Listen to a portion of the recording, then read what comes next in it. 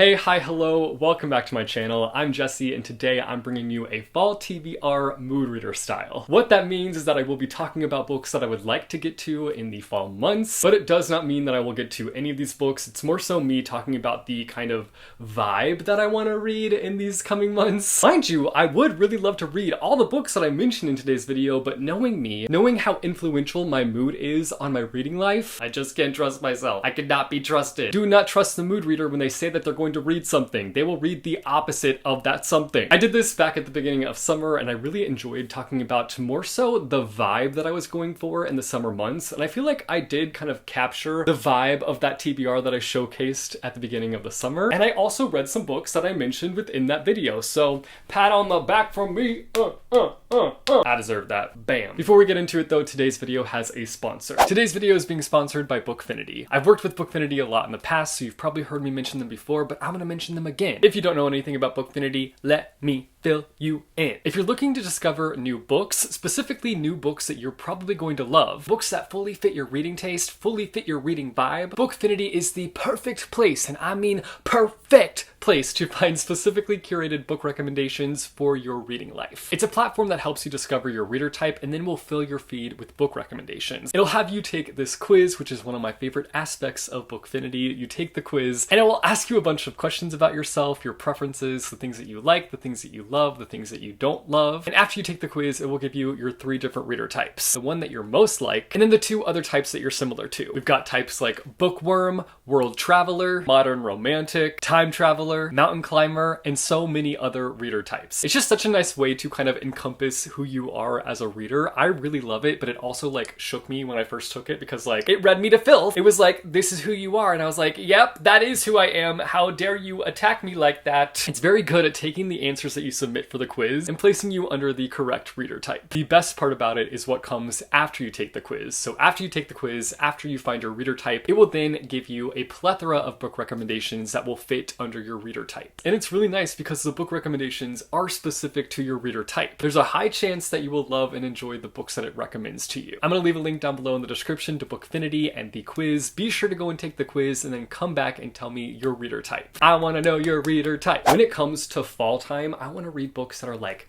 Halloween-y, spooky, thrillery, a little fantastical, just like a little fantastical. So that's kind of the vibe that I'm going for. I've broken this video into 4 different categories. There's one category in particular that I want recommendations for. It's going to be the last category that I go over, but I will say that if you have a book that you feel like fits any of these categories, please drop a recommendation for me down below in the comments. I want to hear from you guys. Let's dive into it. Let's talk about some of the books that I want to read this fall, but more so the vibe of book that I'm going for in the coming months. The first category is spooky-ish. The first book that I have for this category is If We Were Villains. Now, this is a book that I've been meaning to read for a very long time, like very long time. Like, why have I not read it yet? So many people have read it and raved about it. I was going to read it for my read and rank Dark Academia video because this definitely fits that vibe. It's very much so Dark Academia, which I feel like this is a good time of year to read a Dark Academia book. Like, this is the perfect time. I don't know about you guys, and I don't know why I do this, but I associate fall time with Dark Academia. But I feel like the aesthetics of Dark Academia are typically like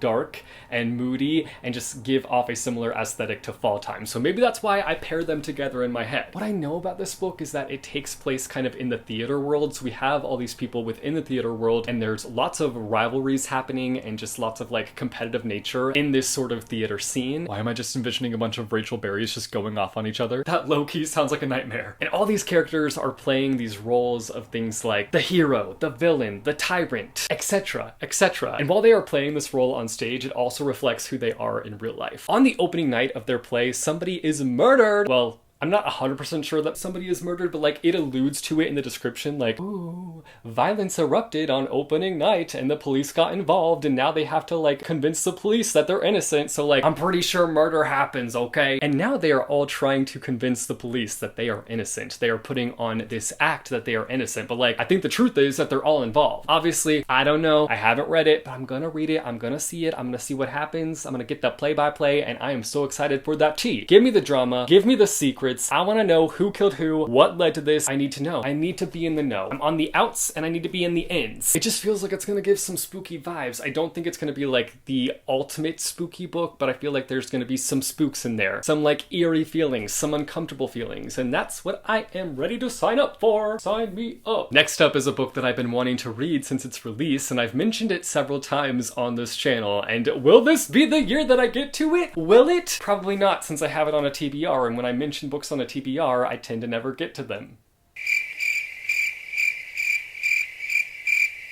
Wow, I'm feeling very optimistic today. That book is A History of Wild Places. This was a Book of the Month pick, December 2021. I was enamored that it was a part of the list. I was super excited to get around to it. And it's been almost 2 years, and guess who still hasn't gotten around to it? Guilty as charged. Should we take a bet in the comments to see if I get around to this book this year? Should we? Probably. Maybe doing that will push me to actually read the dang thing. To be honest, I haven't heard anybody say anything about this book. Like, I haven't heard people like rave about it. I haven't heard people drag it, which maybe is a good situation to be in. Maybe not hearing anything at all about it is the best place to be. But there's a part of me that's a little scared because like I feel like if this book was amazing, I'd have heard about it by now. It would be all over my feed. Everybody would be raving about it. But maybe I will be the one to read it and rave about its greatness. We'll see. We'll see. This follows a guy named Travis who is really good at like finding people who have gone missing. All it takes is like one object and he's able to like track them down, figure out where they are or what happened to them. And in this book, he is exploring this missing person who was this famous children's author. And as he begins to search for this missing author, he's led to a place that many have believed to be legend, and Travis himself ends up going missing. Years later, somebody tracks down Travis's truck, and in doing so, it like leads him into all these secrets that have been hidden and are now being unleashed. And Travis's family find themselves in this like very crazy situation where like all these secrets are coming to the surface, things that they might not have wanted to know, things that they needed to know, things that will shake up their world. There's just something about this that I feel like it's going to deliver the spooky vibes. Like, what is this legend? I need to know what the legend is. Give me more details because the description like gives me nothing. It's just like, he's led to a place many believe to be only a legend. That's all you're going to tell me? I just feel like this is kind of the vibe that I'm going for. One that has like some darkness looming, but is also like very mysterious and might be a little bit on the thrillery side. TBD on that. Next I have Vista Nostra.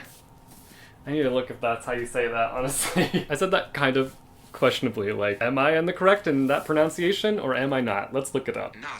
Nostra. Yep, that was off. Vista Nostra. Vista Nostra is the next book. I'm gonna be so honest with you guys. I feel like this book has spooky vibes. Am I gonna be able to explain why it has spooky vibes? Absolutely not. I read the description and like, I was like, oh, there are some like eerie, spooky feelings here, but I also have no idea how I'm able to relay what that description even said because it's very confusing to me. Basically, we have this girl who ends up getting mentored by this guy. He keeps telling her to do all these things and she does them without question and gets rewarded every time. Her mentor now wants her to move to this small village and attend the Institute of Special Technologies, though she does not want to go there at all. And at this institute, our main character goes through incredible changes that will have her challenging herself and awakening things within her that she could never have dreamed of. I think. I could be wrong. I don't like getting on here and being like, this is what this is about, and then I'll get into it and read it and be like, I was so wrong, because I have done that many a times. But sometimes that's not my fault, because sometimes descriptions can be very misleading. They can be misleading, confusing, and just downright not right. The amount of times that I've read a description and then read a book and then went back and read the description was like, that was very off. Too many times. Anyway, this blurb up here is what makes me think that it's gonna kind of fit within this spooky-ish category. It says, a brilliant dark fantasy combining psychological suspense, enchantment, and terror that makes us consider human existence in a fresh and provocative way. Boom! I honestly picked this up thinking that it was dark academia, but I don't think that it is. Unless the Institute gives dark academia vibes. We'll find out about that. We'll report back. I will do a book report for you guys, okay? Maybe. The next category I have here is vibes, which is not a very good way of explaining this category. Essentially, I want to read books that feel fall-esque, that have that fall vibe. I want to read books that have that comfy, cozy, cool, calm a little dark vibe going for them. Like that's kind of where my mind is. The first one is for a book that is by a well-loved author, but this book in particular, this author's debut, was not received well, if I remember correctly. Like I feel like it was a hit for some people and it was a hardcore miss for other people. So I'm eager to find out where I fall when I read this one. But this is also a book that I've been trying to read for years. So will I get around to it this year? Should we put a bet on this one as well? We probably should. That book is An Enchantment of Ravens. I remember this book being like on my highly anticipated releases list when it came out, which it came out in 2017, so I don't want to talk about it. In this book, we follow a painter who is a part of like a dangerous industry in the fact that she creates these paintings for the Fae. The Fae crave human craft, and because of this, they trade like very valuable things in order to get our main character's paintings. When Rook, who is royalty, comes and asks her to create this painting for him, she ends up creating like human emotion within his eyes, which could potentially jeopardize his position on the throne. And Rook is pissed. He's like, oh no, you did not paint emotion in my eyes. How dare you, my fragile masculinity. And so he takes Isabel to his kingdom and basically like locks her up, which is this a Beauty and the Beast retelling? I'm not sure. It makes me want to Google. Should I Google? I'm gonna Google. I don't see anything talking about it being a retelling, but it's giving Beauty and the Beast. Hear me out. Books involving Fae always remind me of fall time. They're just that kind of creature that gives me fall vibes. This book comes to mind every time fall comes around. Like I'm like, oh, this might be the year that I read that. Oh, this might be the year that I read that. Will 2023 be the year that I read this? Stay tuned to find out. The second and last book that I have a part of this category, which I'm open to recommendations for this category, let me just say, but that book is Wayward. This is a book of the month pick from March of this year. When I got it, I was like, this is not giving me spring vibes. This is not giving me a spring feeling. It was like around start of spring. Obviously, like March is like the end of winter, beginning of spring, but I was like, I can't read this now. Like I'm excited to read this, but like I need to save it for fall time. Well, it's fall time. Will I be picking it up and reading it? Good question. I'd like to. I'm honestly wondering if I should just like start handcuffing myself to some of these books, not allowing myself to unchain myself from the books until I've read them. That might be taking this TBR a little too seriously, and I'm not trying to do that. This is just a chill, good time, no pressure TBR. Anyway, this book is about witches. And the thing that I am really intrigued by is that it has like weaving storylines. Like it's very clear that the storylines connect, but we follow different point of views from different eras of time. So we've got 2019, 1619, and then 1942. So we're jumping between these different years, very different time periods. Again, this is one of those books where I like haven't heard people talk about it. So like, I don't know how people feel about it. I'm really not in the know lately. Like I am in the dark. Somebody come in and turn on the lights, please. I think I'm gonna have to turn on the lights. Like this is the light switch, and if I want to know, I'm gonna have to turn it on myself. The next category that I have is books that I am reading for specific videos, which might not be that interesting for you, but I'm gonna share with you. I normally keep my video ideas secret and I keep them to myself just because like I am known to kind of like ditch video ideas. Like something might come up and I just will ditch it, or I just will like fall out of love with the video idea itself. I am going to be brave and share my ideas, and hopefully this doesn't like cause me to not stick to these ideas. Like that'll make me really sad because I've been really excited about these ideas, and if I ditch them after sharing them, that will hurt my heart. A lot of these videos will take a long time. I don't even know if some of these videos will be coming out this fall. I've been really wanting to try out this deep dive documentary video style for a long time now, and I've picked out a few series that I'm gonna try this sort of format with, just for like a trial and error type of thing. Like I'm gonna make them. If people don't like them, if I don't like the process, then obviously I will not keep doing them in the future. But like there's just been this sort of like passion building inside of me, and I just need to like unleash the passion. So I'll be doing that soon. And I have a few books that I'm going to be trying that out for. Some of these will be nostalgia based, like books that I read as a child that I want to talk about and that I want to revisit. And then some of them will just be like recent stuff that I want to explore. So again, this will be a trial and error situation. If I hate it, if it flops, bye-bye. If it's a hit, I'll keep doing it. If it's a flop and I'm still passionate about it, I will keep doing it. The first one is the Magic Treehouse series. I never ended up getting around to all of the books as a kid, and I feel like I missed out. Like there's a part of my childhood that just like feels like it's got a hole in it, and I need to come in and fill that hole with these Magic Treehouse books. Now these are chapter books, like they are very easy to read. There is a spin-off series that is a little bit more challenging apparently, but I'm so looking forward to getting into this. If you don't know anything about this series, it's about these siblings, Jack and Annie, who one day day while playing, come across this like magic tree house that sends them back in time to different eras, and they learn different history, and it's just a lot of fun, adventurous, exciting, thrilling. I'm very intrigued to see how these books land as an adult. Will I love them as much now as I did back then? TBD on that. TBD. Then we've got to the adventures of the Bailey School Kids. Now, I never read these as a kid, but I found out about these pretty recently on Twitter, and I was just so intrigued, like intrigued enough to want to read the full series. So I'm working on getting my hands on the full series, and I'm going to be doing a deep dive on this series. And I think the thing to me that's been the most intriguing about this series are the titles. Like, some of the titles are so whack. Like, this one says, Ghosts Don't Eat Potato Chips. All the titles are wacky like that, and I love that. This book basically follows these kids who go to this school called the Bailey School, and they encounter all these weird adults, and it's about them kind of uncovering the mystery behind all these weird adults. From vampires to ghosts to werewolves to Santa Claus or something like that. I feel like one of them has like Santa as one of their teachers, and they're like, what is Santa doing here? So I'm super excited to explore this series and see what it's all about and how I feel about it, and do a little deep dive. The last deep dive that I'm going to mention, though I do have lots of other deep dives brewing in the mind, Grandmaster of Demonic Cultivation. I have already started this book and I love it so much. It's been so entertaining. I'm really into it. I'm really vibing well with it. The writing is like super simple and easy to read,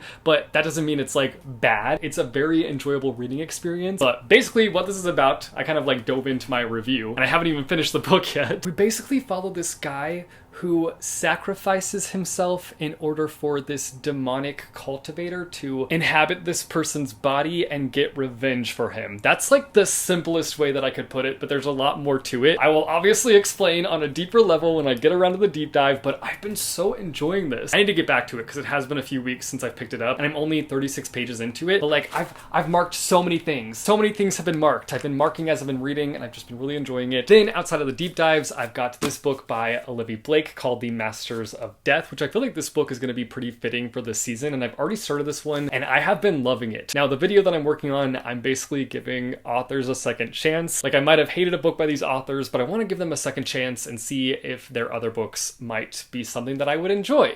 So I obviously was not the biggest fan of the Atlas 6. I've not been very quiet about that fact, especially recently. I feel like I've mentioned it a few times recently, being like, I'm an Atlas 6 hater and I'm sorry about it. And the fact that I've been enjoying this book makes me really happy, because like I saw the potential in the Atlas 6. Like, I really liked the writing style. There were just so many other things about it that did not work for me, but this book, so far, it's a banger so far. And the last book in this section is also a book that I had in my summer TBR, and obviously I never got around to it, but like, I have to read this in the coming months because the series is coming out, and that is Percy Jackson and the Lightning Thief. Like, I have to read it. I have to reread it. It's been so long since I first read it, and I just really want to revisit it. Like, not only because the series is coming out, but just because like I want to relive these adventures. So put me in, coach. Put me in. I'm ready for it. The last category is the one that I need the most help with, and that is Halloweeny books. Books that feel very Halloweeny. Halloweeny is kind of a weird word, I'm realizing as I'm saying it.